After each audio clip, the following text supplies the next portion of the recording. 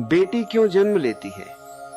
जब किसी घर में बेटी का जन्म होता है तो बहुत से लोग इसे केवल एक सामान्य घटना मानते हैं, लेकिन सनातन धर्म के ग्रंथों, विशेषकर गरुड़ पुराण में जन्म और मृत्यु के पीछे छिपे कर्मों, आत्मा की यात्रा और ईश्वर की योजना का विस्तृत वर्णन मिलता है।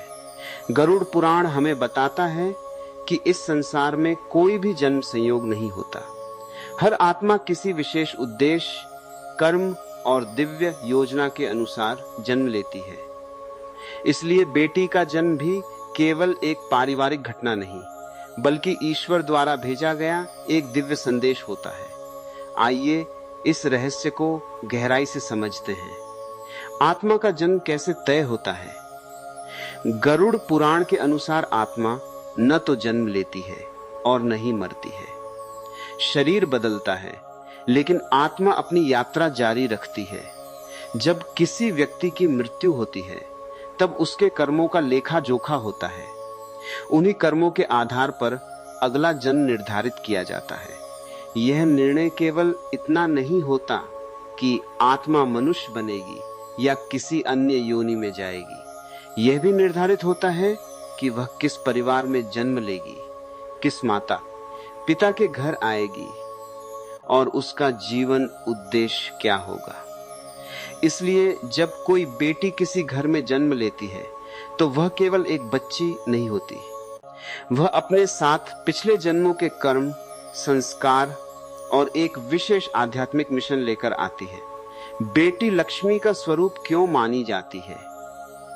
सनातन परंपरा में बेटी को देवी का स्वरूप माना गया है। कहा जाता है कि जहां कन्या का सम्मान होता है, वहां देवताओं का वास होता है। बेटी केवल परिवार की सदस्य नहीं होती, बल्कि घर की ऊर्जा को बदलने वाली शक्ति होती है। बहुत बार देखा गया है कि किसी घर में बेटी के जन्म के बाद आर्थिक स्थिति सुधरने लगती है, रिश्तों में प्रेम बढ़ता है और परिवार में सकारात्मकता आने लगती है। धार्मिक दृष्टि से इसे देवी लक्ष्मी की कृपा माना जाता है, लेकिन इसका अर्थ केवल धन नहीं है। वास्तविक लक्ष्मी सुख, शांति, प्रेम, करुणा और सौभाग्य का नाम है। बेटी इन सभी गुणों को अपने साथ लेकर आती है। क्या बेटी किसी विशेष कर्म का फल होती है? गरुड़ पुराण में बताया गया है कि कोई भी संबंध बिना कर्मों के नहीं बनता। माता पिता और संतान का संबंध भी पिछले जन्मों के कर्मों से जुड़ा होता है। कई बार बेटी उस आत्मा के रूप में जन्म लेती है जिसका माता पिता के साथ कोई अधूरा कर्म संबंध होता है। संभव है कि पिछले जन्म में वह आत्मा किसी रूप में उनसे जुड़ी रही हो। ईश्वर उसे पुण्य अवसर देता है ताकि अधूरे कर्म पूरे हो सके। यही कारण है कि कुछ बेटियां अपने माता पिता से अत्यंत गहरा भावनात्मक जुड़ाव रखती हैं। उनका प्रेम केवल इस जन्म का नहीं होता, बल्कि कई जन्मों की यात्रा का परिणाम होता है। बेटी घर में करुणा का पाठ पढ़ाने क्यों आती है?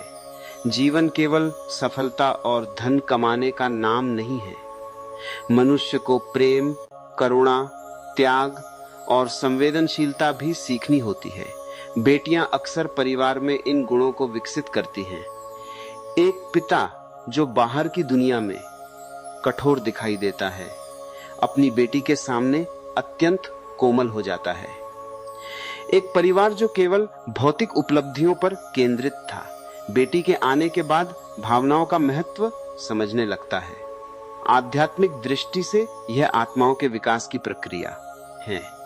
ईश्वर कभी कभी बेटी के माध्यम से परिवार को मानवता का वास्तविक अर्थ सिखाता है। क्या बेटी माता पिता के भाग्य को बदल सकती है? सनातन मान्यता के अनुसार संतान केवल परिवार का हिस्सा नहीं होती, बल्कि वह परिवार के कर्मों को भी प्रभावित करती है। एक सद्गुणी आत्मा जब किसी घर में जन्म लेती है तो वह अपने साथ शुभ ऊर्जा लेकर आती है। ऐसी आत्माएं माता पिता को अच्छे कार्यों की ओर प्रेरित करती हैं। कई बार माता पिता बेटी के कारण अपने जीवन की बुरी आदतें छोड़ देते हैं। वे अधिक जिम्मेदार, अधिक संवेदनशील और अधिक धार्मिक बन जाते हैं। इस प्रकार बेटी अप्रत्यक्ष रूप से पूरे परिवार के भाग्य को बदल सकती है। बेटी और पिता का विशेष संबंध दुनिया के सबसे अनोखे संबंधों में से एक है पिता और बेटी का संबंध। आध्यात्मिक दृष्टि से यह केवल भावनात्मक लगाव नहीं है। कई विद्वान मानते हैं कि बेटी का जन्म पिता के भीतर छिपे प्रेम और करुणा को जागृत करने के लिए भी होता है। जिस व्यक्ति को संसार कठोर बना देता है, बेटी उसके हृदय को फिर से जीवित कर देती है। उसकी छोटी सी मुस्कान पिता को जीवन के वास्तविक मूल्य समझा देती है। यही कारण है कि बहुत से पिता अपनी बेटी को ईश्वर का सबसे सुंदर उपहार मानते हैं। बेटी परीक्षा भी हो सकती है। गरुड़ पुराण केवल शुभ पक्ष की बात नहीं करता, वह यह भी बताता है कि जीवन में आने वाला हर संबंध एक परीक्षा भी हो सकता है। बेटी का जन्म माता पिता की परीक्षा भी हो सकता है। ईश्वर देखता है कि वे उसे सम्मान देते हैं या नहीं।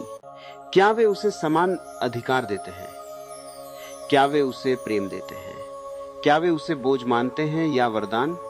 जो लोग बेटी का सम्मान करते हैं वे पुण्य अर्जित करते हैं, और जो उसका अपमान करते हैं वे अपने कर्मों को भारी बना लेते हैं। कन्या पूजन का वास्तविक अर्थ। नवरात्रि में कन्या पूजन की परंपरा केवल एक धार्मिक अनुष्ठान नहीं है, यह हमें याद दिलाती है कि हर कन्या में देवी का अंश मौजूद है। जब हम कन्या का सम्मान करते हैं तो हम वास्तव में उस दिव्य शक्ति का सम्मान करते हैं जो सृष्टि को संचालित करती है। यदि समाज हर बेटी को देवी स्वरूप मानकर उसका सम्मान करे तो अनेक सामाजिक समस्याएं स्वयं समाप्त हो जाएं। बेटी का जन्म और आध्यात्मिक उन्नति। बहुत से संतों ने कहा है कि बेटी का जन्म परिवार की आध्यात्मिक उन्नति का माध्यम बन सकता है, क्योंकि बेटी परिवार में प्रेम और सेवा की भावना को बढ़ाती है। जहां प्रेम होता है वहां अहंकार कम होता है। जहां अहंकार कम होता है वहां ईश्वर का अनुभव संभव होता है। इस प्रकार बेटी केवल एक सदस्य नहीं, बल्कि परिवार के आध्यात्मिक विकास की प्रेरणा भी बन सकती है। समाज की सबसे बड़ी भूल, दुर्भाग्य से कुछ लोग आज भी बेटी और बेटे में भेदभाव करते हैं। लेकिन आध्यात्मिक दृष्टि से आत्मा का कोई लिंग नहीं होता। आत्मा न पुरुष है न स्त्री, वह केवल चेतना है। इसलिए किसी बेटी को कम समझना वास्तव में ईश्वर की योजना को न समझना है। जिस आत्मा ने बेटी का रूप लिया है वह भी उतनी ही दिव्य है जितनी किसी पुत्र के रूप में जन्म लेने वाली आत्मा। बेटी क्यों आती है? यदि इस पूरे विषय को एक वाक्य में समझना हो तो कहा जा सकता है, बेटी प्रेम सिखाने आती है, बेटी करुणा जगाने आती है, बेटी अधूरे कर्म पूरे करने आती है, बेटी परिवार के भाग्य को प्रकाशित करने आती है, और सबसे बढ़कर बेटी हमें यह याद दिलाने आती है कि ईश्वर अभी भी इस संसार में प्रेम के रूप में मौजूद है। अंतिम संदेश। प्रिय श्रोताओं, जब भी किसी घर में बेटी जन्म ले तो उसे केवल एक बच्ची न समझे। संभव है वह ईश्वर द्वारा भेजी गई एक विशेष आत्मा हो। संभव है वह आपके जीवन का सबसे बड़ा आशीर्वाद हो। संभव है वह आपके कर्मों को बदलने आई हो। संभव है वह आपके घर में प्रेम, सौभाग्य और प्रकाश लाने आई हो। इसलिए बेटी का सम्मान करें, उसे शिक्षा दें, प्रेम दें और उसके सपनों को उसे उड़ान दें। क्योंकि जिस घर में बेटी मुस्कुराती है उस घर में ईश्वर की कृपा भी मुस्कुराती है। याद रखिए, बेटी बोझ नहीं, वरदान है। बेटी कमजोरी नहीं, शक्ति है। बेटी केवल परिवार की सदस्य नहीं बल्कि ईश्वर की सबसे सुंदर अभिव्यक्ति है। धन्यवाद।